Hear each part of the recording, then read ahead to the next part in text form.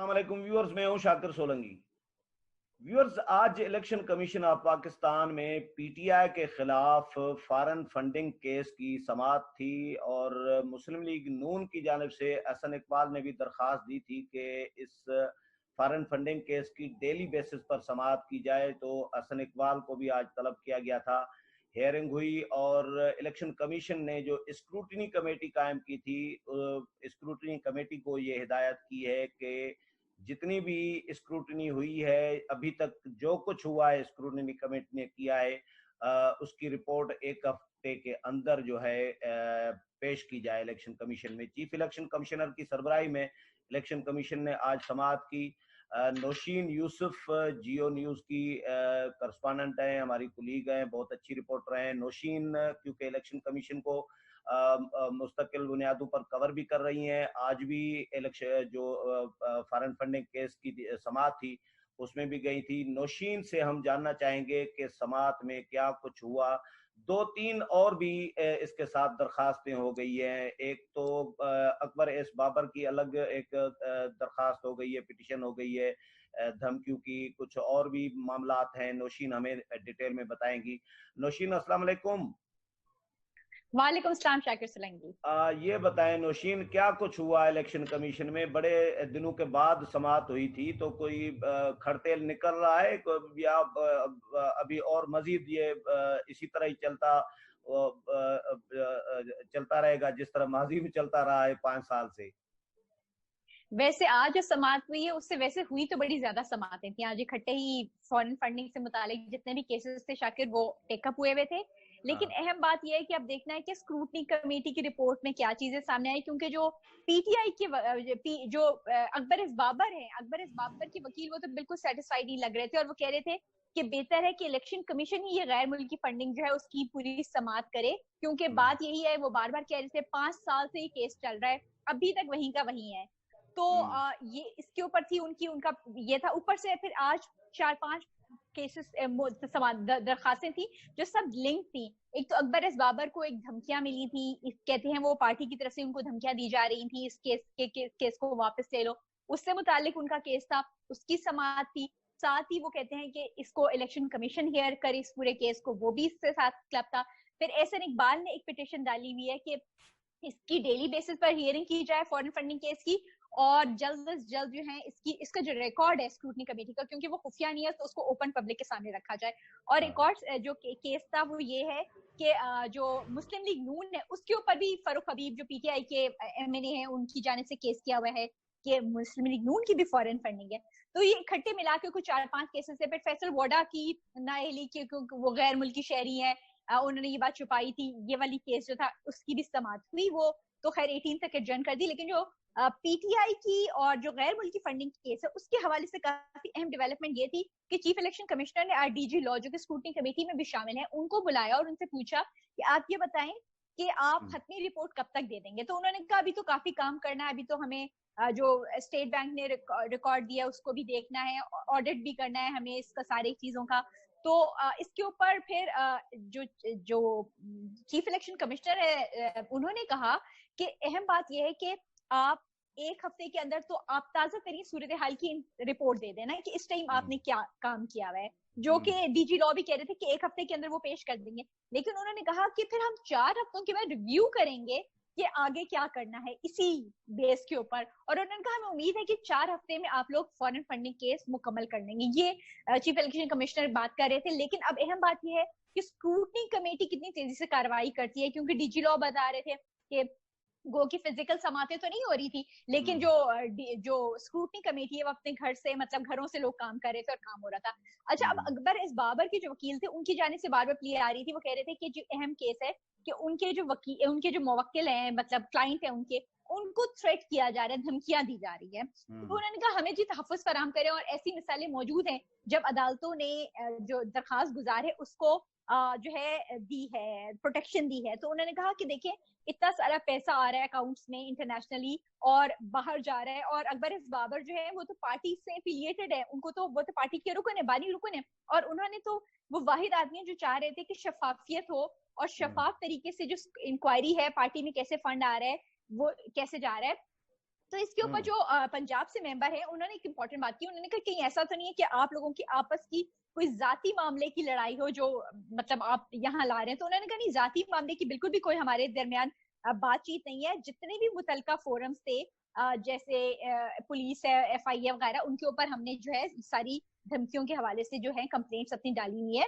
लेकिन वो कह रहे हैं कि अब उल्टे हमारे ऊपर ही केसेस कर दिए गए हैं, हमारे ऊपर डेफेमेशन का केस कर दिया गया है, इस तरह से और भी ऐसी चीजें दी गई हैं। तो कहते हैं कि हमारे जो दरखास्त गुजार हैं, जैसे उनके क्लाइंट है अकबर इस बाबर, वो कह रहे थे हमारी मेरी जान को खतरा है।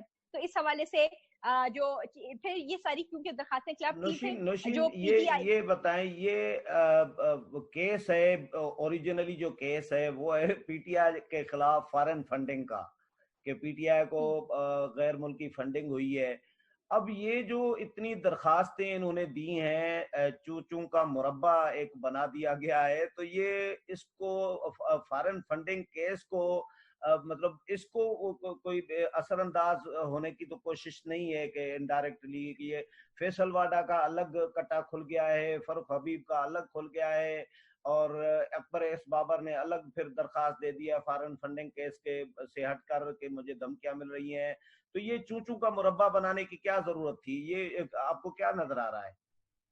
देखिए बिल्कुल क्योंकि केस देखिए पहले 5 साल से जो फैसल वाडा का है वो तो थोड़ा सा अलग केस है क्योंकि उनका इस फॉरेन फंडिंग से तो नहीं है, लेकिन ये बेसिकली ममनुआ फंडिंग के बारे में बात है कि जो अकबर इस बाबर है वो कहते हैं कि ममनुआ फंडिंग हुई है, जो कि प्रोहिबिटेड है, वो वाली फंडिंग हुई है PTI को। तो अब एहसन इकबाल ने प्ली लाई है, उनकी दरखास्त ये है कि इसकी हियरिंग पब्लिक कर दी जाए, जितनी भी स्क्रूटनी कमेटी का रिकॉर्ड है वो पब्लिक कर दिया जाए, उसको खुफिया रखने की जरूरत नहीं है और डे टू डे हियरिंग हो। अच्छा, कमोबेश जो अकबर इस बाबर है वो भी चाहते हैं कि जी जो इलेक्शन कमीशन है वो कह रहे हैं कि स्क्रूटनी कमेटी से वो मुतमईन नहीं लग रहे थे और वो कह रहे थे कि हमारी जो काम है सारा का सारा हमारा ये इलेक्शन कमीशन ही इस पूरे मामले को देखे। अच्छा, जो PTI के वकील हैं शाखावर, उनकी जो प्ली थी वो कह रहे थे हम तो स्क्रूटनी कमेटी के काम से सेटिस्फाइड हैं। तो उनकी तरफ से इत्मीनान जाहिर किया जा रहा था और वो कह रहे थे कि जो हमारी जो ऑपोजिशन है, मतलब जैसे अकबर एस बाबर है, वो कह रहे थे कि उनको रिजर्वेशन थे।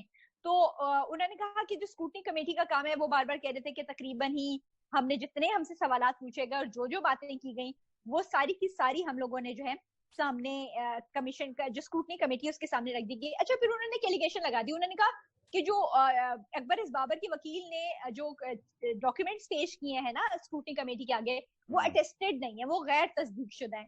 तो वो कहने लगे अकबर इस बाबर के वकील, उन्होंने कहा कि भाई हमने आप ही के रिकॉर्ड से वो सारी चीजें निकाली हैं, उन्हीं को हमने जो है फॉर्मेट किया है, उसी को वही चीजें हमने जो आपकी ही डॉक्यूमेंट्स है जिनको हमने इलेक्शन कमीशन में बतौर सबूत पेश किया है। बताएं कि ये 4-5 जो दरखास्तें अलग से आ गई हैं, तो क्या ये 5 साल से तो ये चल रहा था फॉरेन फंडिंग केस का मामला, अभी तक इसका कोई इधर उधर नहीं हो रहा, तो इसका कोई नतीजा नहीं आ रहा सामने, लेकिन ये 4-5 और दरखास्तें आ गई हैं, तो क्या इन दरखास्तों के साथ इसका भी फैसला किया जाएगा? जब तक इन दरखास्तों पर अगर फैसला नहीं होता तो ये तो और मजीद लंबा पड़ जाएगा, ये काम 2-4 साल लगता है कि और भी चल सकता है, या इसका अलग भी जल्दी हो सकता है, फॉरेन फंडिंग केस का अलग फैसला आ सकता है जल्दी? ये हो सकता है, मुमकिन है कि ये हो सकता है, लेकिन जो मेन बात है क्योंकि PTI ने वकील दरखास्तें डाल दी थी, उन्होंने PPP और PMLN दोनों के बारे में ये एलेज कर दिया था कि इनकी भी फॉरेन फंडिंग हुई है।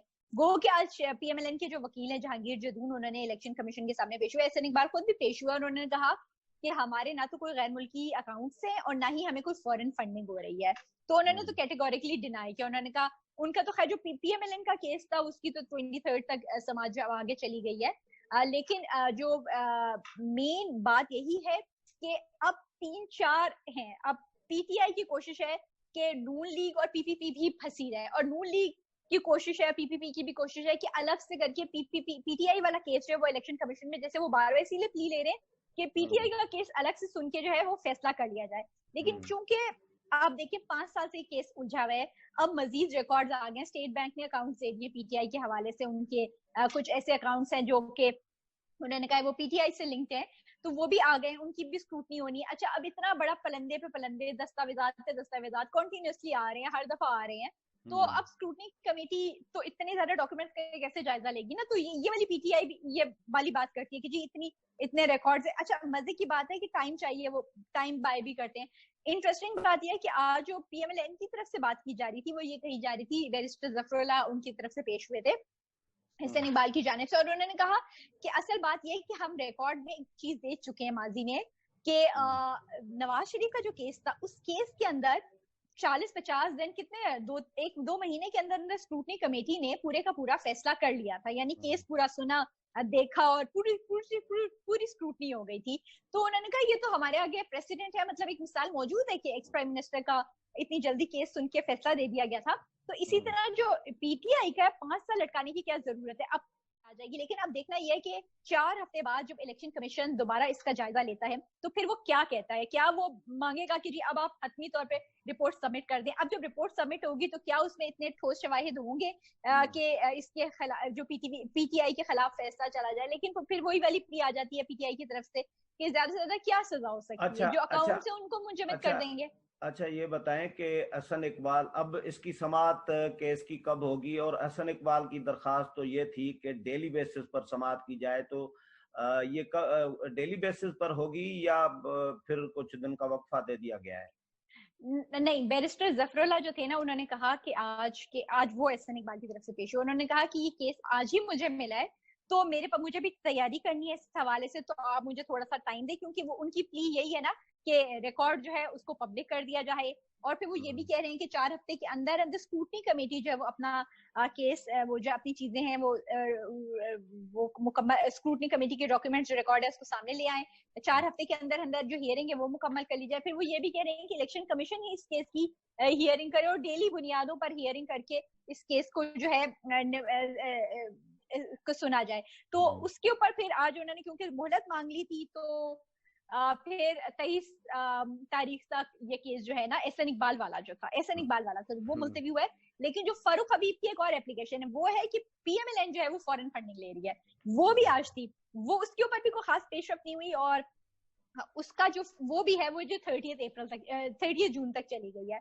तो इसलिए आज कोई मेन फैसला तो नहीं हुआ, लेकिन एक अहम डेवलपमेंट जरूर हुई है कि स्क्रूटनी कमेटी से 1 हफ्ते के अंदर अंदर उन्होंने कहा है कि आपकी ताजा तरीन सूरत हाल है वो उससे आप हमें आगाह कर दें। तो अब एहसन इकबाल ने आज जब मीडिया टॉक कर रहे थे तो उन्होंने कहा ये तो पनामा से भी बड़ा केस है। उन्होंने कहा ये तो परदादा है पनामा का ना, ये तो इतना बड़ा केस है फॉरेन फंडिंग का, तो इसको हियर किया जाए। और अली मोहम्मद जो कि वजीर भी है हुकूमत के पार्लिमानी अमूर के, वो भी आए हुए थे और उन्होंने जब अपनी मीडिया टॉक करी थी तो कह रहे थे कि तकरीबन ओवर हो ये केस ओवर हो गया और फॉरेन फंडिंग का केस खत्म है। लेकिन बात यही है कि अब इसमें देखना ये होगा कि स्क्रूटनी कमेटी देखिए कितने तवील अरसों सालों से कायम है, ये फॉरेन फंडिंग केस 5 साल से जेर इल्तवा है, तो अभी तक इसके ऊपर कोई पेशरफ नहीं हो सकी। जब गुज़िश्ता साल नवंबर में साबिक जो चीफ इलेक्शन कमिश्नर है, जब वो रिटायर होने वाले थे, उनकी मुद्दत खत्म होने वाली थी, तो अचानक से आ गया था कि जो केस है इसका फॉरेन फंडिंग का वो अचानक से दोबारा रीअपीयर हुआ था और बड़े सनसनी थी, बहुत एक्सपेक्ट किया जा रहा था कि शायद वो अपनी टेन्योर की मुद्दत मतलब अपनी मुद्दत पूरी होने से पहले पहले इस हवाले से कोई ना कोई फैसला कर लेंगे, क्योंकि आखिरी दिनों में उनके भी काफी तल्ख एक्सपीरियंस हो गया था मौजूदा गवर्नमेंट के साथ। लेकिन अब जो इंटरेस्टिंग बात यह है कि अब केस पहली दफा है कि जो मौजूदा इलेक्शन कमीशन है इसके सामने इस तरीके से ये आया है, क्योंकि अब ये नया इलेक्शन कमीशन फॉर्म हो चुका है। इतनी मतलब ये डिपेंड करेगा कि क्या वाकई में पीटीआई के अगेंस्ट ये केस जो है उसको यूज किया जाएगा और पीटीआई के खिलाफ कोई फैसला आ जाएगा। रिवायत देखिए कि 5 ईयर से ही हम देख रहे हैं, चलें देखेंगे कि चल रहा है केस, देखेंगे कि नया इलेक्शन कमीशन क्या फैसला करता है और कब तक फैसला करता है।